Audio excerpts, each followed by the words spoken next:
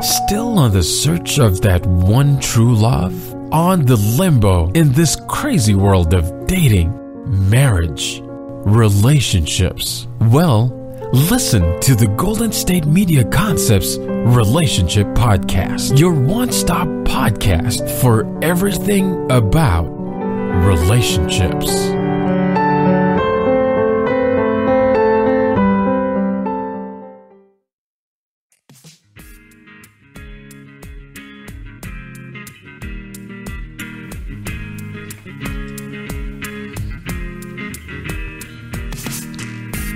Well, hello, and welcome to Golden State Media Concepts Relationships Podcast. I'm your host, John Johnson, and in this particular podcast, I've entitled it Unrealistic Expectations from Dating. And I titled it that way because I'm going to talk about some things that happen out of our expectations when we meet somebody in the dating thing. And however your perception is created, whether it's because it's something you see in the movies or you've heard about it and in such romantic ways, it's there are some things that are unrealistic about it in terms of its long-term and what can come from it. Obviously, there's the honeymoon phase, in which we all love that part because we feel great. You know, you get to meet somebody, you're respecting each other's personal space, and then you share each other's personal space, and then you do things together, and you create a routine. It's dating is a ritual. And it's from that ritual where we start patterns. And I'm wondering if some of those patterns that we create, that we start, are realistic in terms of what can happen forever and ever. I'm going to talk a little bit about that. Initially, I will bring up some places in which you can meet people. And then I'm going to get into the topic itself of some of the unrealistic expectations. And I'll do that right after we come back. Want to find out what movies to go see? Then check out the GSMC Movie Podcast. It's your ticket to the latest movies, whether it's a new blockbuster event, romantic, comedy, or action flick. This show has got it all covered. They talk some what to go see now, don't bother, what's hot on Netflix, and everything in between. That's GSMCpodcast.com/movie-podcast. When it's all about the movies, it has to be this new show. Don't forget to like them on Facebook and follow them on Twitter. Visit GSMCpodcast.com for more info.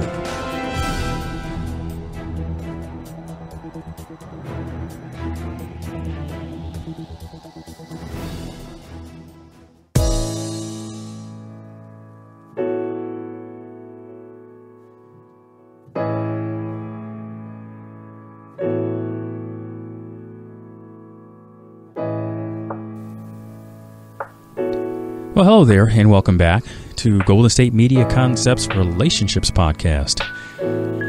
And I am going to kind of start off this particular podcast and discussing places to meet people. There are obviously lots of things to do in the world, and the thing that I think we're looking for when we're into meeting people is people who are compatible, somebody who shares some of the same interests, because that we're hoping to build a relationship of some type. Whether it's forever and ever or just short term, you just want to deal with some loneliness. We can. I'll try to cover that topic here just briefly. But there's meetup groups. You can go online and consider what kinds of activities you like, and if it's astronomy, as in stargazing, or if you're into hiking or cycling, photography, interested in going to lectures, theater, car shows, whatever your personal interest. And believe it, there's lots of diversity in these kinds of things. You can go on the internet and find that. Oftentimes, the local newspaper is going to have a list or a calendar of events that are happening. And now, at this particular time of the year, this is in 2016, then there's a lot of political stuff going on. So there could be political rallies, things that might interest you, and you can find somebody who's like-minded. So there's lots of variables there. If you're attending college, some sessions may have begun already, and if that's the case, then you will probably have found the opportunity to meet other people. And there's going to be study groups, meeting in the library. Obviously, instructors are going to be having lectures. And those of you who have not yet begun classes, well, it'll be happening very soon for you. So there's a few ideas. The challenge is there may be many different kinds of individuals who are attractive to you, but I think the long-term viability on a relationship, I believe, is based on the likelihood of having the capacity to experience mutually enjoyable activities. All right, that sounds like a bunch of doublespeak, but it's the idea that the two of you both can enjoy something together. That's building that connection. That's what's important. That's what dating, that's what a relationship, that's what happens. That's what it's designed to do, is to create those sorts of bonds. Now, when you're trying to date, one of the things that happens for some people is finding people. Sometimes we have a perception in our head about who we want to meet, and we might have to blow the doors on that. I mean, if you're attracted to, or if you feel that you're attracted to a particular type, a certain height, a certain eye color, a certain hair color, and you're not finding that in the activities that you're doing, then you're going to have to try something different. Different meaning what you have always looked for, you're going to have to be flexible. So, and by flexible, I don't mean lower your standards. I mean just change your perception. Because you may have a perception about people, about others, that when they're a different culture, maybe come from a different country. This is an opportunity to, like I say, try on something new. And that can be very enlightening. And that's, for those of you that are in college, that's part of the college experience, is being around people of different cultures, in different places of the country, or in different countries, other places in the world, and finding out that that there are a lot of similarities. I mean, that's the fun thing. That's the friendship part of when you're going out and you're dating, is you get to experience those kind of things. Now, taking it to the more unrealistic expectations part, I want to talk about that.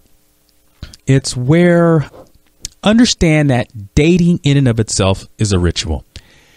You start out, you meet, you're respecting each other's space. You can read the body language. If you're an observer of two people, they're standing, they're just sort of chatting. They might have their arms folded or however the experience is. But, you're watching, they're respecting each other's personal space.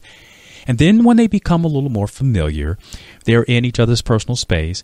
And then those two individuals go off and they're doing things together. So now I'm in the aspect of telling a story from the two people being together. They're doing things. They're sharing time. They're planning, whether it's to go see a movie, go out to dinner. All of these things require some sort of investment. And, the money aspect, unless you're independently wealthy and you just have oodles and oodles of money, which could be a challenge. If you're a college age or a college student, you probably have a lot of expenses. The long-term viability of something like that has to come into question. Because dating in and of itself is about getting to know the person. And I think it's important that we explore all of the possibilities. And I've certainly been somebody who has dated in the past and found that it was sort of my responsibility to pay for all of the outings. And what I found is I was a bit disappointed and a bit disillusioned, because it seemed like the only time I was able to spend with somebody was when I went out and spent money on them. And as a guy, and in the case of, there's a lot of women that are paying for the dates too. So this obviously works both ways, but I'm talking from that example of having to spend money on someone in a seemingly endless amount. And how reasonable is that? I call into question the fact of whether that's reasonable. And that's one of the unrealistic expectations of dating. There should be ways in which you can spend time with someone and it not always be this huge investment of cash. Now, that's not to say that they're not worth it. I mean, you obviously want to spend time with this person and they're worth something. But when it seems like it's always about the money, it comes off as seemingly a bit materialistic. I've always been amazed at the few number of partners who would suggest, well, let's do something other than spend money. And while that is, for some people, it's unthinkable. I mean, you want your date to spend money on you all the time. I think you're being unrealistic. And it's about having the experience of being with that person. And I think when you're talking about, again, long-term viability, you have to be able to think of things outside of the pocketbook. There are, and this is the thing that I've learned, it's about spending time with someone. And that time, and I'm going to keep hammering away at this, isn't always about spending money. It's about spending the time. And when you're paying for entertainment to invest with a person, well, what happens when that entertainment is gone? What are you sharing as two individuals? What quality of life are you bringing to this partnership when you're not being entertained? You know, that constantly being stimulated, whether it's always a movie or a comedian or something like that. And I mean, there are things that people say don't cost money. Well, taking a drive. Well, actually, drive, you're paying for gasoline or electricity if you're, driving an electric car. But I think being able to be in each other's space. So if you get somewhere and you're just sitting with each other in a park and just enjoying the scenery or observing people, that's the point of what I'm trying to get at. It's being able to be at peace with yourself and with that person who, we'll just call him right now, we'll call him your significant other, and about enjoying that. Because if you don't have that kind of experience and you're waiting for the relationship to become, what do you want to say, permanent, whether it's you're calling yourselves boyfriend and girlfriend, partner and partner, married partners, however that is, if you're waiting for that moment to see if the relationship works without spending the cash, you've waited way too long. Because that, I think, is where the misunderstanding or the miscommunication happens. And women have shared that after we got together, all of a sudden we stopped going out. And I think from a guy's standpoint, there was the chase, and I put that in quotes. There's the chase. There is the investment in that part of the relationship. But remember, relationships transition. They transition to these other kinds of things. And it really is about experiencing the other person. Now, that's not to say that there should never be a date night anymore, because that's obviously the other extreme. That's not okay, because I think you should do what brought you there. And if you've enjoyed each other and had gone to lectures and developed this great chemistry, it's in those kinds of activities that the chemistry will thrive. And if you take that away from the relationship, well, it's going to fall apart, because it's going to seem like a fraud. It really is going to have all the what's called the trappings of, bait and switch, which is they did all the work to get you, but now they don't want to do the work to keep you. But I'm just asking the tactical question of, when it seems like it's all about the money, what happens when the money dries up? Just food for thought. And we'll be back after this. Tired of searching the vast jungle of podcasts? Now listen close and hear this out. There's a podcast network that covers just about everything that you've been searching. Hey! The Golden State Media Concepts Podcast Network is here. Nothing less than a podcast bliss with endless hours of podcast coverage. From news, sports, music, fashion, cooking, entertainment, fantasy, football, and so much more. So stop lurking around and go straight out to the Golden State Media Concepts Podcast Network. Guaranteed to fill that podcast itch. Whatever it may be. Visit us at www.gsmcpodcast.com. Follow us on Facebook and Twitter, and download us on iTunes, SoundCloud, and Google Play.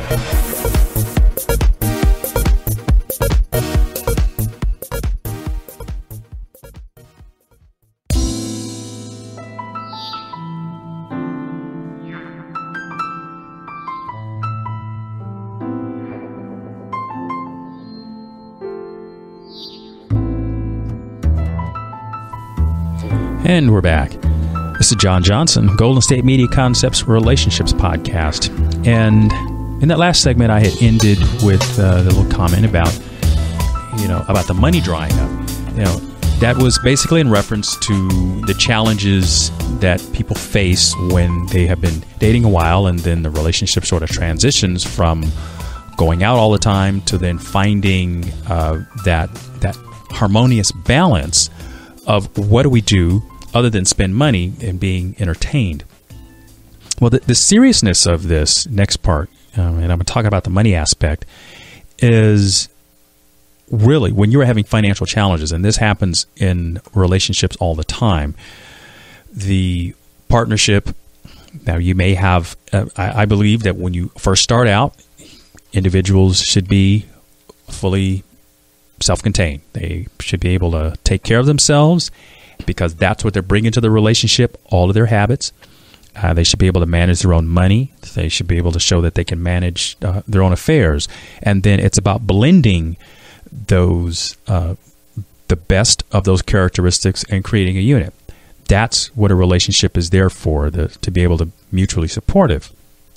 Now, the financial aspect of this can be quite challenging because obviously when life has its ups and downs, you could have a money crisis if just momentarily. Hopefully, it's just a short-term thing, and you get into a relationship with somebody that have money challenges. That may be a red flag, and you should watch it. Loaning money to people is, especially when you're in a dating situation, should be a cause for something to be really, really watchful for. This shouldn't be an ongoing thing. I mean, and I'm always very careful about this. Again, as the relationship progresses and it becomes more permanent, and you're really finding out how this thing is going to work, you may decide to blend the funds, the financial thing. But I believe that you should at least each have a separate account. And then if you want to create a joint account, that's fine. Because you need to learn to be able to trust, because the money thing could really throw you on your heels if that is something that you discover at some point in time that you have a partner that is terrible with money. Then you are going to be tied into that, and that is something that you don't want to find out later on. You want to learn about that. And again, I'm talking about the subject so that you're mindful of individuals. Now, I'm not suggesting that people are always deceptive, but sometimes you find out that there are individuals that never were raised with very good skills on handling money. And when you get caught up in a situation with someone like that, if you know ahead of time what you're dealing with, then you can plan, you can make suggestions, and you can see how well they can take your suggestions or your coaching. But if you find yourself head over heels with someone and you don't know about these things, and then you wind up coming up short of money for some reason, I mean, your account's been tapped or tapped out, then you're in a crisis mode, and you would have wished you had handled it differently. So I'm giving you the suggestion. I think the reasonable expectation is you have your account, let your new partner or long-term partner have their account, and then you can create a joint account. And it's these joint expenses, something that benefits both of you, that you learn how to trust each other and being able to move this thing forward. Okay? Now, something to consider. If you find that your partner is having money difficulties, you would want your partner to be certainly open to credit counseling. Now, what that merely is that you talk to a credit counselor. They are someone who can help you with your budgeting.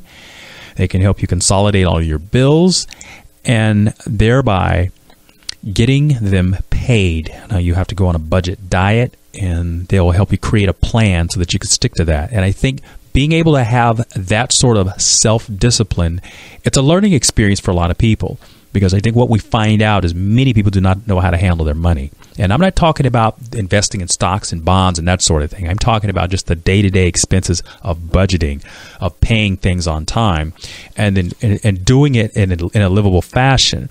Some people spend money as fast as they get it. And if you happen to be tied into somebody like that, you're in for a very, very rough ride. And Obviously, people are very sensitive about talking about money because we've grown up in this culture, and I'm talking about the American culture, where we would probably tell more about our bad habits and gossip about ourselves rather than talk about our finances. And I know that we judge a lot based on how large an individual's bank account is, because money obviously means a lot. You can do a lot of things with it. But I'm talking about the necessity of being able to be a good planner and be a good budgeter, because that's where you think about the impact that you would have on someone else's life. So knowing that they want to be a good steward in their money habits and their budgeting, and to be sensitive to that's a good life skill. That's going to carry you forward. And that's another one of those things that tells you something about the character of the individual. We're all going to make mistakes in life. It's how we handle the mistakes is what's going to set us apart, because some people handle it poorly.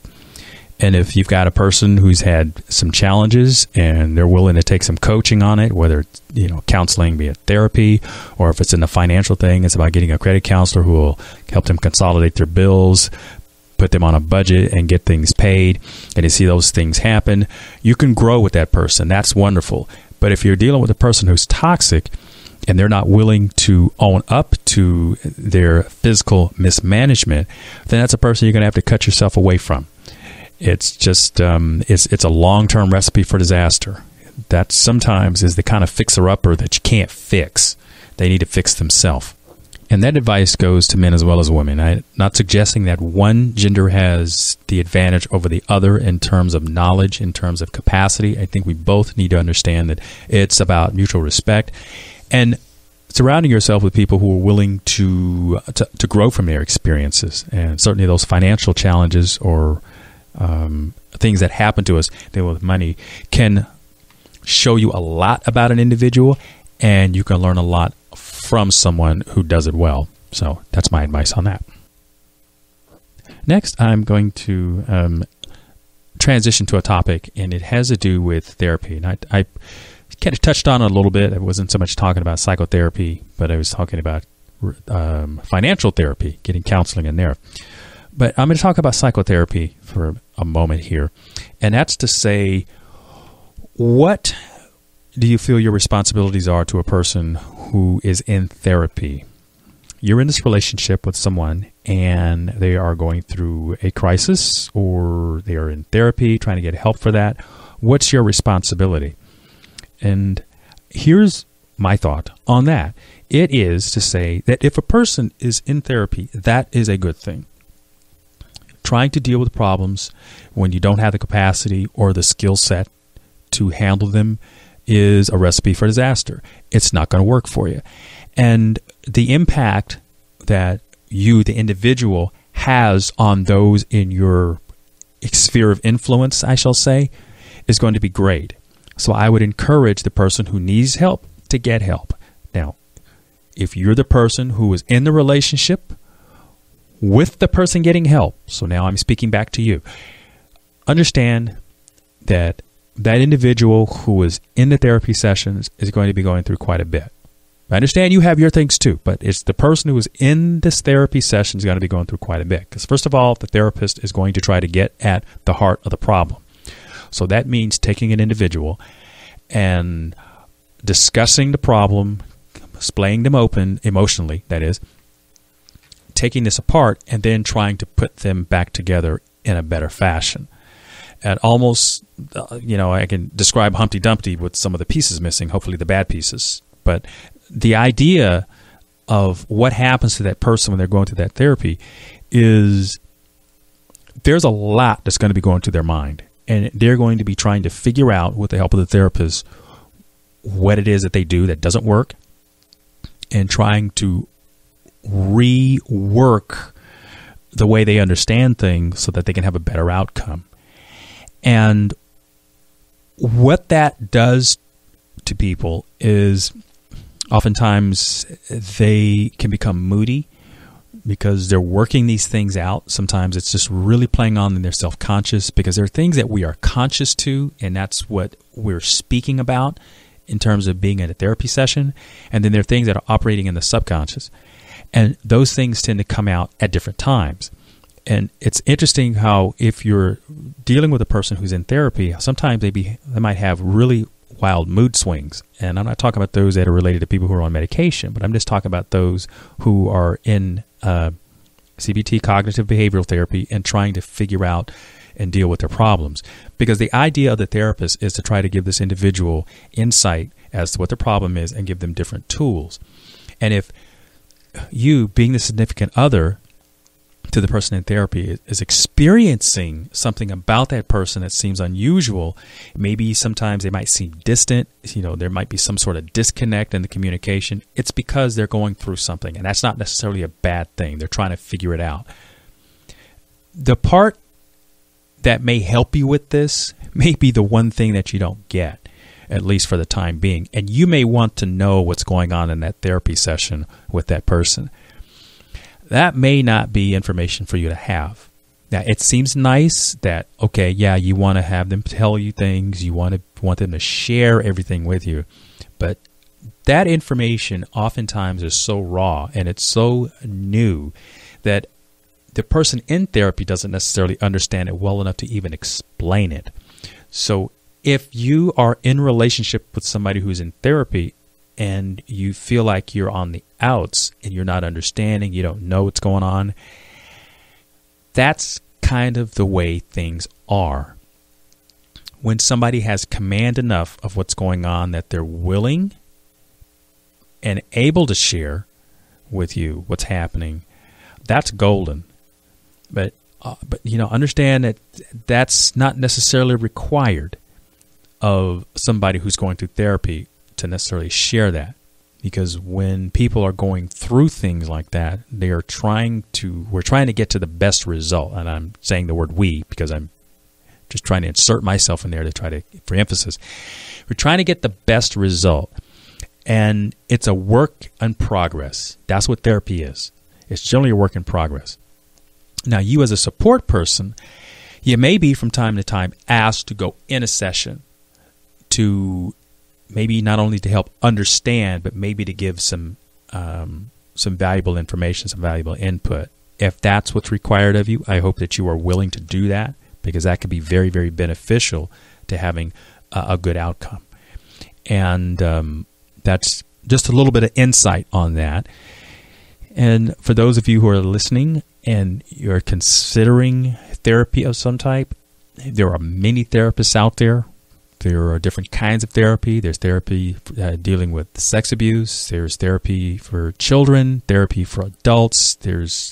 And something that is very important is when there is an abuse or an overuse of prescription medications, it's about getting help, getting therapy for that. And it's not just psychological therapy, but there is the medicinal aspect of that, of having to deal with that. That definitely causes issues. So if you're dealing with that kind of thing, there is help for that. And I certainly hope you get it. That is going to wrap up this particular podcast, episode number 22. We began with some of the unrealistic expectations for dating, and we transitioned to dealing with finances and a little bit of the last part about what it's like to be in therapy. So I want to thank you again for joining me. This is John Johnson, Golden State Media Concepts Relationships Podcast.